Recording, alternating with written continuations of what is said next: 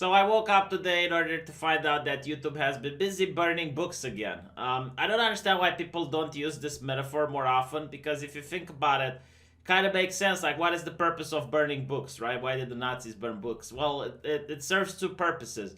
Number one, in order to contain information, to make sure that the information that you consider to be harmful doesn't spread. Harmful is being very subjective here. The other thing is to virtue signal, to show to the others how righteous you are, because that's why you do it in public. And my private company, yeah, I get the argument. You know what's funny? If you actually read on the National Socialists, the first books that they burned were books that people donated. So later on they started going into universities which were owned by the state, so it was still legal, and they were burning books from there. Like, they wouldn't go into private people's homes in order to break down their doors and burn the books. That happened later on. But think about it this way, like, why would it matter today if you burn books? Like, it wouldn't matter at all, because all the information that people read nowadays is online. Like, you're not going to stifle the information if you burn a book. No, but if you ban Alex Jones, or you get rid of Steven Crowder, or things like that. I even disagree with Hassan Piker getting banned from Twitch. Like, why did he get banned from Twitch? He did the same thing that everyone did 10 years ago by being an edgy idiot. Like, yeah, sure, it's offensive, but it was also edgy. Like, if you go and you look for memes regarding the 9/11 horror, yeah, you're going to find a lot of edgy people on the internet.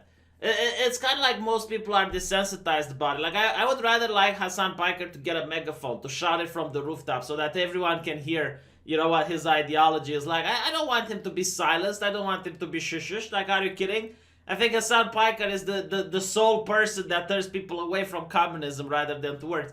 But anyway, right, so today I woke up and I found out that a couple of channels that I don't watch, but I understand they're to more to the right than the average channels.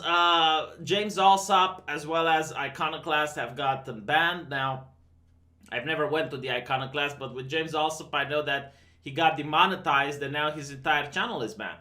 And what really annoys me about this is, like, YouTube keeps saying that they care about mental health issues. It's like, how do you think creators feel when you have a system that theoretically should allow you to get 4 strikes, and you don't even get 4 strikes, like your entire channel terminated, like that, and you don't even know about it, and you get, like, you look at these people that have 1 million subscribers. I don't have 1 million subscribers, but I'm looking at it and it's like, well, fuck me, like, what if one day my channel will be, like, gone? Like, of course now I have to look for alternatives and make sure that all of my eggs aren't being put in one basket, but it's becoming more and more difficult. And I think, like, this is the message that the company wants people to get. It's like, yeah, they're going to work with the Alphabet Soup networks and other corporations, and definitely people like me aren't in the program anymore. But it is what it is, and it's very scary, because at least if they would contact, like, I get they wouldn't contact someone that has like 5,000 subscribers, because there's a lot of people like that. There's a huge number of these channels, so I kind of get that. But when you have someone that's got like 1 million subs, at least send them a letter and say, oh, this is what you're doing and we don't like it. Can you please change? But they're never going to do something like that. As for Mr. Medicare, he didn't get banned off YouTube, but apparently like 2 of his videos that are 3 years old got a community strike. And here's like another part of the system that I really disagree with. It's like, shouldn't there be like a time that passed, and after that time, like, sure, take down the video, but don't issue a community strike? Because the culture changes. Like, what you uploaded 3 years ago was not offensive then, but maybe it's offensive now. So, like, if a video stood up for 3 years, certainly, it wasn't a problem for 3 years. It is so ridiculous, especially for someone that uploads 1 video per day, or, someone that talks about the news like Sticks and Hammer. Yeah, I mean, these people have over 1,000 views. Like, anyone can just go back, to 2014 and find out, oh, he said this thing that's offensive back then, and back then it was okay, now it's offensive. Like think about it this way. If you were to upload, the original South Park seasons on YouTube, they would all be striked. Like if YouTube would apply these things consistently, every single South Park episode from the first season like would have absolutely no chance whatsoever. Like hate speech, ban, ban, ban, ban, ban. Like I mean, hell, South Park even has like cripple fights. Like you go on the checklist of what YouTube considers to be protected minorities. South Park makes fun of every single goddamn one of them, and apparently, like joking and is included in hate speech. Like they can't differentiate between joke and a person that actually has a call to action and is serious about it. So yeah, I mean, it's really messed up. But like the creators of South Park recently, they're trying to be a little bit more less edgy, and most companies are doing the same. But imagine if the rules would apply retroactively. So yeah, I generally think like they should, like if a video is really that problematic, yeah, sure, take it down, but don't give a strike to the person. Try to close down their accounts for it. I mean, it's been 3 years, Jesus. So Jim got like 2 videos that were taken down. One was the We Was Kangs video, which I don't get it. Like he wasn't making fun of black people, because I generally saw that video. It was making fun of a small group of people that considers themselves to be like black Israelites, and they consider that most Europeans used to be blacks, and they also consider the fact that the original Jews were black, and that the Egyptians were also black, which kind of like has a problem, because now it means that the Egyptians which were black, used to have black slaves. So that kind of, I don't know how that fits in the narrative. They probably explain it from some ideological point of view. Like I didn't get into their ideology that much, but you have these people that are saying like historically inaccurate things and spreading conspiracy theories, and you're not allowed to make fun of them. Like again, like he wasn't making fun of black people. He was just making fun of these ideologues, which most people don't even agree with. But apparently you're not allowed to do that. And the other video was something with dubbing Jantron back into the ukulele, which apparently is unacceptable, right? So initially I thought that, maybe he got like copyright strike. But no, it was like community guideline strike. So yeah, I mean, he points out that he can't do this anymore. He can't do it on YouTube because you don't know like what jokes you can make. You go to Comedy Central and you find that they are making racist jokes. Like Trevor Noah makes racist jokes.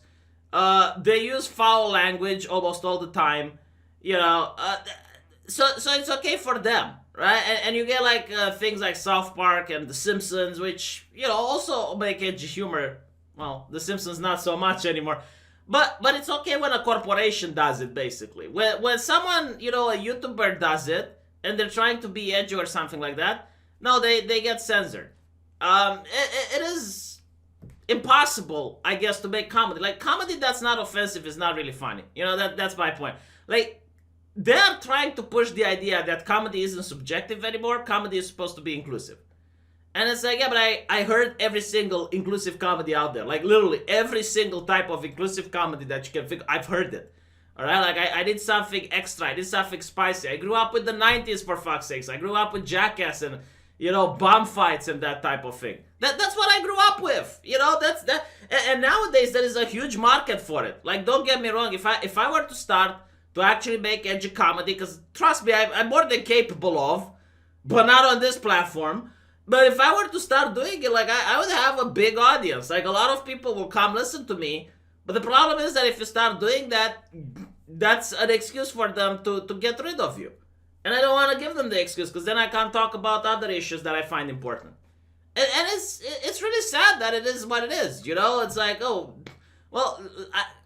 at this point, I don't feel like I'm on a platform, I don't feel like I'm talking on the phone, or that I'm using the post in order to mail people and communicate with them. I feel that I'm working for a publisher that is giving me some vague guidelines under which I should conduct the business on their platform. That's how it feels nowadays making YouTube videos. And every time I make a YouTube video, I have to consider really well, like what I'm saying, what I'm doing. And even then, like, you still can get a strike. And in this case, like, why did Jim got a strike for dubbing Jontron back into Yooka-Laylee? Like, okay, I can get, the we was Kangs. Like, I don't understand it, don't get me wrong, but I can get the fact that the person only watched like 2 seconds or 3 seconds of the video and he went like, ah, yeah, sure, this is haram. But the Yooka-Laylee, like, you don't even, like, there is no way it violates any single community guideline. It's just bizarre, it's bewildering. And this comes in a time where YouTube goes like, oh, we're going to introduce a new strike, so you used to get 3 strikes and now you're just going to get like a warning the first time with no strike penalty, because we want to be more open and more understandable of what we're... Come on, like, this is ridiculous. So yeah, I mean, Metacritic said he's not going to make more YouTube videos, which for a while he wasn't anyway, but now he's going to do it on BitChute. And I guess, other people are going to move there as well. And you will see, like, mark my words, this is what's going to happen. The moment you have more and more people migrating to BitChute, you're going to see more and more articles in the mainstream media condemning BitChute, and eventually, people trying to get it to shut down.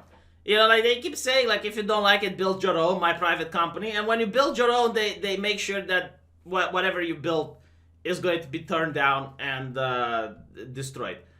Because they don't want you to build your own. They want you to be trapped in the system that, I keep hating to say, like, they.